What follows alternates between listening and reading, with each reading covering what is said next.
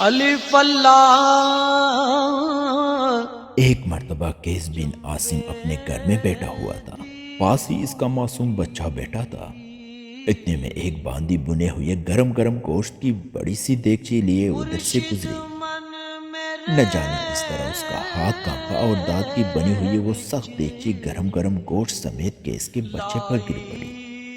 بچہ وہیں ڈیر ہو گیا، سانس تک نہ لے سکا۔ باندی پر دہشت طاری ہو گئی اور اسے اپنا انجام سامنے نظر آنے لگا۔ قیس نے اس کی یہ کیفیت دیکھی تو کہا، گھبرانے کی کوئی بات نہیں، جا چلی جا، رضائے الہی کے لیے میں نے تجھے آزاد کیا۔ حضرت حسن بصری رحمۃ اللہ علیہ کو کسی نے وفات کے بعد خواب میں دیکھا اور پوچھا کہ اللہ تعالیٰ سے کیا معاملہ ہوا؟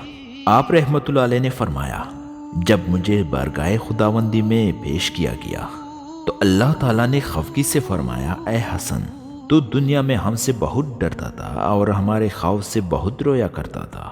تو نے ہمیں جبار و قہار ہی تصور کیا، ہمیں رحمان و رحیم و کریم خیال ہی نہ کیا۔